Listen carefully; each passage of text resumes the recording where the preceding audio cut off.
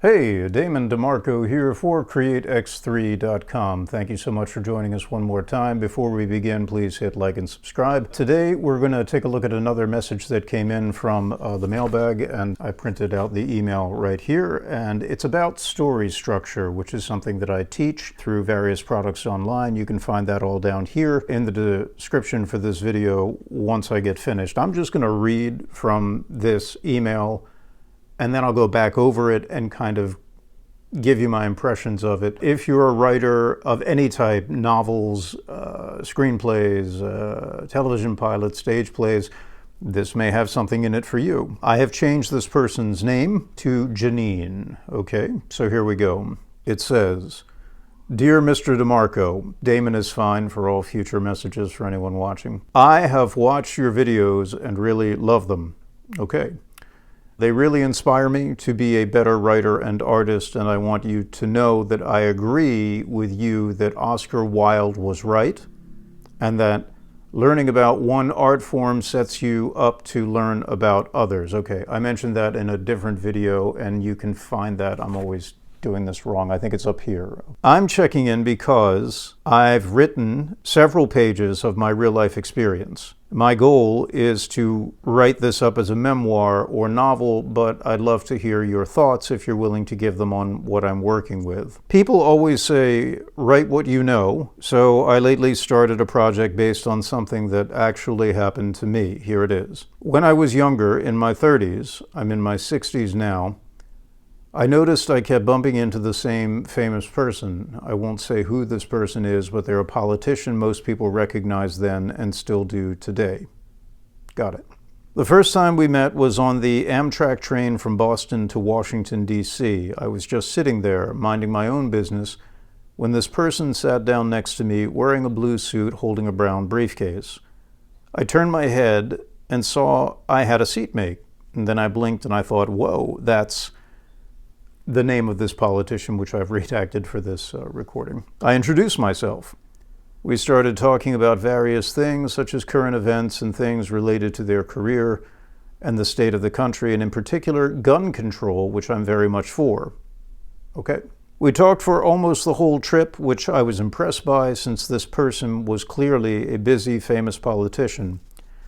I only realized later that the man with the short cropped red hair sitting next to my new friend was his security detail. You would never have known because the kid had freckles and looked to be all of maybe 25 or so, but big, like a linebacker. Later, I thought maybe he was, well, almost certainly was armed. He was also wearing a suit. I know a lot of cops who say, look for the bulge under the person's arm. Whenever they get up or sit down, their suit jackets tend to flare out, and that's how you notice the bulge of the pistol they carry in a shoulder holster. Anyway, 6 years later, I was at a fundraiser for my job, and who do you think walks in? That's right, my old friend, the politician, who by that point had become a United States congressman. I remember I was wearing a gray pantsuit with nice pumps and a lavender shirt. I had just had my hair done, and I walked right up to my friend and reintroduced myself. It took him a moment to remember me, and I noticed his redhead, the security guard, was not with him, but plenty of other people were. Staffers, I think they are called. We didn't talk for long that night. He was really distracted, so we could only sort of reminisce about the time we'd met back on the train, but he told me to please keep in touch. We shook hands, and I watched him go about the rest of the evening, and I wondered what he had done about the gun control we'd talked about. That night, I remember I went home and took a long bath with lavender-scented water, which is the way I like best to relax. I remember I had an easy listening station on, and REO Speedwagon was playing Take It on the Run. I fell asleep reading H.G. Wells' War of the Worlds because I was on a science fiction kick at the time. Fast forward to maybe 10 years later, I was at a convention for work in Scottsdale, Arizona, and there were a bunch of VIPs there. I wasn't wearing my best clothes that day because my luggage got lost by the airline, and they couldn't find it, so I had to, in the meantime, just buy whatever I could and make it work somehow and hope that the airline would cut me a check for all my pain and suffering if they couldn't get my suitcase back. If they did, I could just return all the clothes I had bought because department stores let you take anything back. I mean anything, or at least in those days they did. Turns out that my old friend, who was then a United States Senator from my old state, I say old, because I'd moved to another state I didn't like half so much as the first one. He was supposed to be a guest speaker at one of the convention's main events, but he never showed up due to scheduling conflicts. I think everyone who hears that knows that it's bogus. Maybe he just didn't want to come, but I never got to see him that day. Mr. DeMarco, I could go on like this. The long and the short of it is we met again, this senator and I, about 3 years ago, and he didn't remember me at all. I was so hurt. We were at another fundraiser, and he was dressed to the nines with a bunch of what looked like Secret Service people all around him. And anyway, I think they were Secret Service, but who really knows? I mean, that's why they're secret, right? It's a good point. But he walked right past me at this big event where there were cameras and TV reporters and everything, and I'm sure we made eye contact, made it twice, in fact. I made sure to dress up real nice that day since I knew he was going to be there, but no. He just dissed me is all, and it hurt. I remember thinking he was just another Two-Face who gets what he wants, and that's that. I went home that night really sad and angry. The next day I called his office and got somebody on the phone. I gave them a piece of my mind, and they acted like I was crazy, like I was the problem. I've been trying ever since, off and on, to reach out to my old friend via his office, but nobody responds. I think I'll keep trying. Then, lately, I thought this story could make a good book. Well, what do you think? I appreciate you listening to me and really want to know what you think. Could this be a book? I know it's really hard writing a book and probably harder to get one published, but I'd really like to try, and knowing what you think would help me a lot. Thanks for any advice you can give in advance, Janine. Okay, well, there's a lot to say here, Janine. The first thing that I want to address is what I perceive as, well, let me just come right out and say it. You don't really have a story yet. I mean, if you could encapsulate this story in one sentence, if you were challenged to do that, what on earth would you say? That's one of the first things that I teach in my Break Your Story course, and this is a technique that I've used with many, many different people, Pulitzer Prize winners and National Book Award winners and Obie Award winners, and it doesn't really matter if you're a beginner or an expert, it all boils down to the same thing. What story are you trying to tell? And so one of the first ways that we do that is establish the theme of the story. And the theme, for lack of a better word, is the moral of the story. Like if you were to read Red Riding Hood, what is the moral of that story? It's probably something like don't trust strangers, right? You know, the big bad wolf is really not there. He's telling you lots of good things, but really he has an ulterior motive. So I don't always like to use the word moral because moral can strike a lot of people wrong. It can trigger them in some ways. You know, they think that you're being moralistic or that you're preaching, but moral or theme, you've got to kind of establish right off the bat because that's the channel, the bowling alley, the rut that your ball is going to run through for the entire length of the story. And if you establish that directly, then all of your efforts from that point forward are going to find themselves moving in the right direction in a singularity, in a focus that's going to make, it's going to be the arbitrator for you, for lack of a better word, of what should go in your story and what really doesn't belong. Okay, so theme comes first. Right now, I don't know what theme you have. I get that you're aggrieved in some way, but I'm not really sure why. Without getting personal, this could be done as a memoir, obviously. This could be done as a novel if you choose to fictionalize it. But either way, I don't know what the main character wants, and that's moving now into the premise. The premise of the story, as I teach it, has 4 components, and I've gone over them in many different of these videos before. Let me go over them again because it's extremely important. Once you have your theme down, I teach that you should go directly into your premise, and the premise of your story is a I always do this wrong, four-factored equation. It must contain 4 elements, and those elements are a protagonist, that is a main character, something that the action happens to, okay, they're going or they perpetrate the action by going after the second thing, which is an objective. The protagonist has to want something, really want it very badly, otherwise why are we watching this? If it's just a guy sitting on a couch, or if the protagonist is a blade of grass and it's just growing, who cares? It's not captivating. It's not story worthy. Okay, so a protagonist and objective.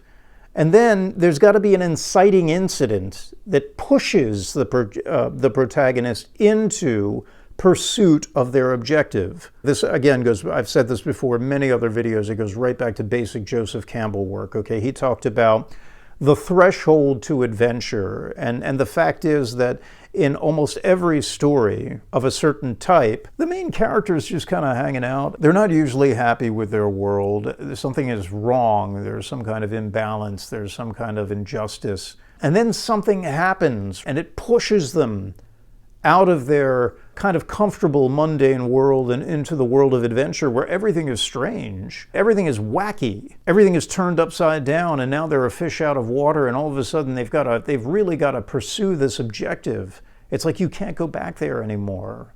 One of the examples that I use a lot in my course is Star Wars, the first episode, because everybody knows it at this point. And it's a very good example of what I'm talking about. Luke Skywalker, he's hanging out on this planet, he hates it. All of his friends are up there in the sky. They're fighting this war, which he watches through binoculars, but he can't get there. He's kind of trapped like any teenager is with his mom and his dad, but in this case it's his aunt and his uncle, and they don't want him to go out and have any fun. You can't go to the academy. No, next year you can go to the academy. And he's like, Mom, can I have the keys to the land speeder? And they can't give it to him. And all that continues, and it continues, and it continues until Luke Skywalker bumps into this old man who, from a story perspective, is the magician. That's the archetype, the mentor, and that mentor, of course, is Ben Kenobi, played by Alec Guinness, and Ben Kenobi is a Jedi Knight, and what does that mean? It means that he's a representative of a different way of looking at the world. It's a magical way of looking at the world. It's a way of communing with and developing and expressing your inner power. And, then there's the metaphor of Obi-Wan Kenobi gives Luke Skywalker his father's lightsaber, which goes right back to the Arthurian legend. Here's the sword that you're the only one who can pull it out of the stone. You're the only one who can activate it. So here is your birthright. Here is your legacy. And then suddenly what happens? How strange. The mom and the dad figure, the repressive Jungian archetype figures of the subconscious that says, well, no, don't do that. We're fear, and we're telling you can't do that. They die. The Empire comes along and they slaughter poor, I think their name are Owen and Beru, aunt and uncle to Luke. And now what is he going to do? He has this incredible scene where he says to Ben Kenobi, there's nothing for me here anymore. I'll go with you. I'll try to rescue the princess. So that's the objective. And then how does he cross the threshold into adventure? That's kind of what I was beginning this whole diatribe with. He crosses the threshold to adventure when he goes to the spaceport. He walks into this wacky place. There are monsters everywhere. The bug-eyed aliens and the strange musicians playing that funky music. Dun, dun, dun, dun, dun, dun, dun. And it's just wacky. He's never seen anything like this before. And they inhabit these people. The cantina represents the liminal space between the known and the unknown. Does that make sense to you, Janine? Once he crosses that border, he gets a glimpse, the main character, the protagonist does, of what the world is like out there in the big beyond, the depths of space. This is what he's going to find out there. And of course, he gets into a fight for no particular reason, right? Somebody comes up, a representative of this world comes up, they're a threshold guardian, and they say to him, I'm going to kill you for no apparent reason. And then Ben Kenobi comes out and he cuts the guy's arm off and he displays his own power. But he's soft about it, says that, the power that he represents will never aggress, but it will defend. Okay, so I started this whole thing by talking about the four things that are in a premise, and we've only gotten 3 of them. But look at how much action is packed into that exploration. Protagonist, objective, inciting incident. The fourth thing that you need in your premise statement, as I teach it, is the antagonist. The antagonist obviously is the force or person that is working against the protagonist. And when they push together like this, right, then you have tension, then you have conflict, then you have tension, then you have conflict. And that's exactly what a story needs. You know, right now, what I'm reading from you is I don't know what your conflict is. You've been dissed by a politician.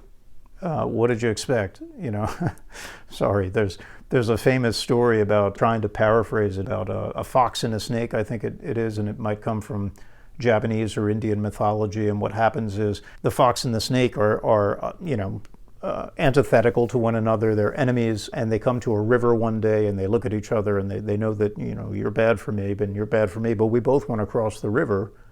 And so the snake suggests, hey, fox, why don't I climb up on your back? And since you're a fox, you can swim across the river. And that way we'll both get there. And the fox, even though he's clever, says, yeah, okay, that sounds like a good idea. And so the snake climbs up on the fox's back. The fox swims across the river, gets to the other side, shakes himself out, says, okay, snake, you can get down now. Well, the snake gets down, but he bites the fox's paw. And the fox, as he's dying of the snake's poison, said, why would you do that? And the snake said, I'm a snake, man. What did you expect? So that's kind of what I got from your politician here. A great, interesting character in a nascent sense. There's a lot to be developed in there. But right now, I don't know what he's antagonistic toward. What do you want? What does this character want? There was an interesting mention in there about gun control, which I think is great for a number of reasons. Mostly, it's a very controversial issue. There are people for it. There are people against it. And there we are again, right? This is good for stories. When there's no tension, when there's no conflict, which is what a lot of writers come to me with, these situations that they've dreamed up, but there's no conflict, that's not a story. A story is all about the hurdles, the obstacles, I call them calamities, that characters, protagonists, get into as they pursue their objective. If there's no obstacle, if there's no calamity, if there's no risk, why, again, are we watching this? There's really no reason to. Okay, another thing that I noticed, Janine, is that you're very heavy on detail in your quick write-up here. You talk about things like you just had your hair done and that you were reading H.G. Wells. You even mentioned the song that was on the radio, REO Speedwagon, which is something I hadn't thought about since I was, younger. Here's the thing about detail, Janine. A lot of writers think that packing a story with detail is going to make up for the lack of story, and it does not. It does not. When I was in 6th grade, I wrote my very first story. I was so proud of it. I filled up like 25 pages of single-spaced, notebook paper for my class, and I read it to the class, and everybody, they said, wow, you wrote 25 pages. And I was like, yeah, I wrote 25 pages. There was no story in it, and the teacher gently pointed that out. In every morning that I woke up on this, it was about a journey from across country. I made this up, from one side of the country to the next with my parents. It never actually happened, but I made it up.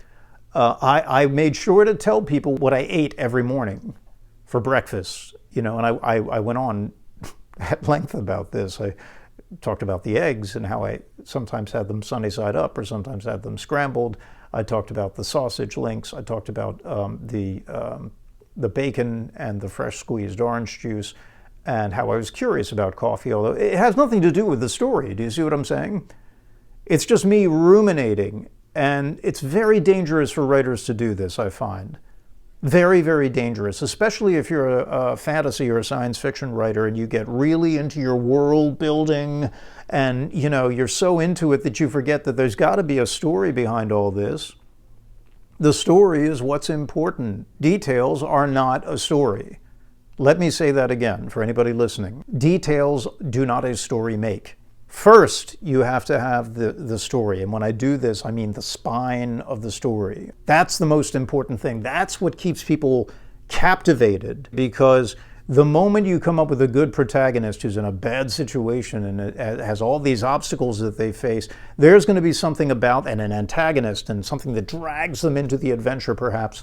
That's the thing that is going to make us follow the story. What color socks they have on, or, you said that you like lavender baths. I'm sorry, but that's not compelling enough. So what I think you need to do here, and you said that you've got a lot more to say about this, and that's great. It means that you have a very, very deep well of material to draw from. And certainly, if you were inspired to write such a long email, then you clearly have this on your mind, and I'd say you should work on it. However, if you really wanted to compel, okay, I often use the phrase to compel and to sell, you really have to find something that is going to be universally evocative for readers. For instance, I don't know who you are in this explanation, and I'm trying to be very careful here because I want to be fair, right? Obviously, you haven't told me everything, but you did ask my opinion, so I'm going to give it to you. I don't know who this woman is. I don't know what she wants, okay? I don't know what her objective is, and therefore I don't know what her hurdles are, her obstacles, okay, her calamities. I have no idea what the inciting incident is, although I believe that perhaps it could be that you got on a train many years ago with this person who became famous. There's something in that, but there really, as of yet, it's kind of amorphous and shapeless. It's kind of like putty. It's not being, it's just a big mound of something. But the good news is that you can shape it if you're open to that. Now, one thing that I should mention is that people ask me all the time, because a lot of clients come to me to do memoirs, to help them with their memoirs, and they ask me all the time, well, don't I have to tell the absolute truth? And, well, yeah, I mean, if it's a memoir, you should be telling the truth. However, let's remember something. Truth is very subjective. I'm not saying to lie. I'm saying that you have to tell the truth from your memory. You have to tell the truth from your subjective experience. That's the difference. There is no such thing as objective memory. They've done plenty of studies on this, in case you're interested, where they've proved, for instance, that eyewitnesses in courts, for instance, are anything but. Anything but. What happens is our memories file things in such a way, and that becomes reality. The way we process something becomes the reality, not what actually happened. So if you go down the road of memoir, by all means, you can sculpt the story according to your own perception of the events, and that's one of the beauties of memoir. Nobody really, I highly doubt at this point that anybody thinks that a memoir is truth. That's my personal opinion, and I work in this field. That doesn't mean, however, that it can't be truthful. If a reader or an audience member for a film or TV pilot or a stage play or something like that, if they ever feel that they're being lied to, they turn off in a minute. They should. Nobody likes being lied to, least of all under the guise of truth. My acting teacher, Bill Esper, once told me, I think we wrote it into one of our books. I'm pretty sure we did. It's a great line. Nobody ever came out of a movie theater or a theater where there was a stage play and said, "Oh, I love that. I love that. I did not believe a word of it." Nobody ever said that. Said nobody ever. We only get affected by things. Human beings, audience members, readers, witnesses, if you care to go there. We only get affected by things that we know in our hearts reflect the truth, which goes right back to your earlier comment, Janine, about Oscar Wilde. The point is, if it's not truthful, it doesn't belong in a work of art. Even a lie, even a tissue of lies such as fiction is, still has to be truthful. And if it's not truthful, then I don't know what you're doing. The truth of the situation in this case, Janine, is that I think you're aggrieved. You're aggrieved for some reason. And I don't know, part of me is suspicious that maybe you wanted to have a relationship with this politician. I don't know. Okay, that's just what I'm getting from the pages that you sent me. But part of me is also intrigued because you threw out this little, twice I think it was, this little notion that you're interested in gun control, and then at one point you said, I wonder what this guy had done about it. We see there's a whole thing. There's a whole universality in there that an audience or a readership can really get behind, I think, because we live in the times that we live in. And whether you like it or not, whether you're for gun control or not, you have an opinion on it. Almost everybody does. And that's the hook, do you see? That's the thing that reaches out and grabs the reader or audience member and says, come on into my world here. And you might not agree with everything that I'm doing, this protagonist, but you're certainly going to have feelings about it, so it's going to engage. Okay, and at the end of the day, if your work is not engaging on some level, then again, the boat has sailed, and you've missed, you're holding your ticket and you haven't gotten on. So when I work with writers, that's kind of the way that I go through things with them. I'm obviously not touching on everything here because I don't want this video to go on for too long, but that's the way I would approach your story. So here comes the hard sell. It's the online Break Your Story course, and it's like 4 or 5 hours of instruction of this type so that you can get your ducks in a row. This is a great start, Janine. It actually has a lot of material in there that I think you can begin to work with. However, it has to be arranged in a way that it has a purpose, that it's going to grab, as I say, the audience. It's going to arrest them. It's going to engage them. And if it doesn't do that, then if you've been working on it for a year, I've had clients come to me, oh, I've been writing this for 3 years. And I'm like, oh God, no. I don't think it has to be that complicated. I really don't. Once you do the work, you front load the work of breaking the story, you have a blueprint. That's the whole thing that breaking a story is about, is making sure that you understand before you break ground on the story what the values are. Again, one of the things that I use as an analogy with people is this notion of building a house. Very few people would go and say, I've got a great idea for my dream house. And then they go to, I don't know, Lowe's or Home Depot and they pick up $2.5 million worth of plumbing equipment and boards and drywall and paint and electrical stuff, and they bring it all home and they start hammering boards together without a plan. That's crazy to me. The better way to do it, obviously, is to ask yourself, what do I want my house to be? Write a list of all the things that you want in your dream house, and then sketch it out. And then once you have a fairly interesting idea in your head and you look at it a few times and you sleep on it and you come back to it, and this goes on for a certain number of days, perhaps weeks, you feel pretty good about it and you say, that is exactly what I want. Then you hire an architect and that person makes that house into something real, by which I mean buildable. And now you're a step closer to having the actual house of your dreams without putting in all this time and crazy effort that eventually is going to go nowhere. From the blueprint, you can build. As a matter of fact, you could even hire it out to be built. That happens a lot these days in the modern publishing industry. Believe me, it does. If you so choose. But if you want to do the work yourself, that's still fine. You're going to profit from it by actually breaking the story first.